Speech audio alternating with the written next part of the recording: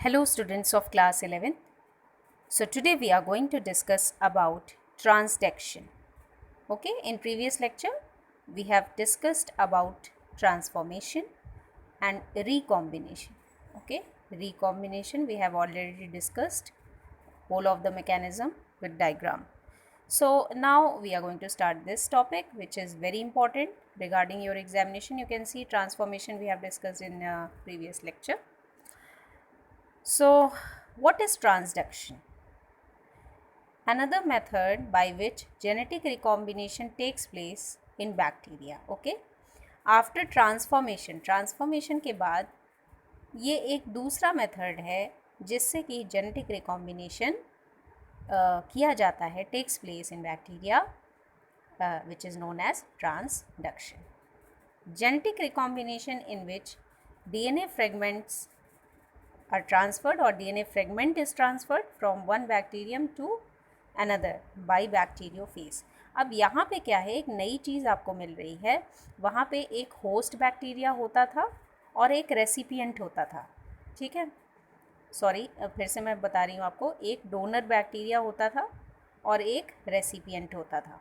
लेकिन यहाँ पे आपको क्या मिलेगा, यहाँ पे एक आपको होस्ट मिलेगा और एक बैक्टीरियोफेज. ठीक है, तो ये याद रखना है हमें, बैक्टीरियोफेज. तो आइए ज़रा हम जानते हैं बैक्टीरियोफेज के बारे में, because in your examination it is important question कि write short notes on bacteriophage. ऐसा क्वेश्चन आ सकता है.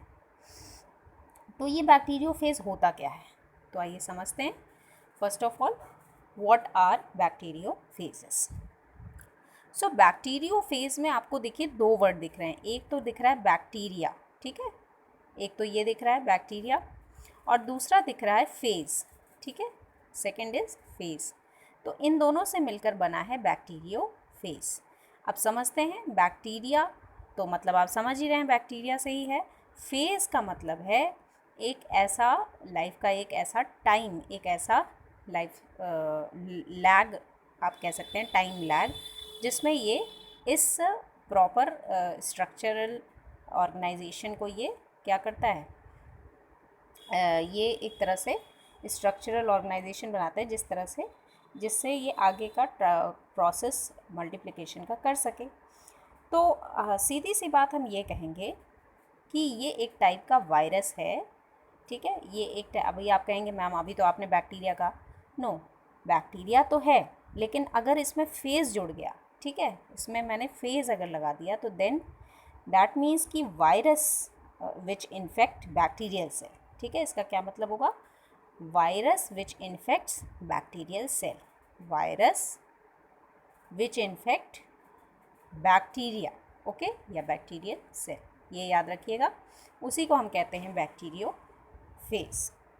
तो आगे इसमें हम समझते हैं और ज़्यादा कि कैसे इसकी डिस्कवरी हुई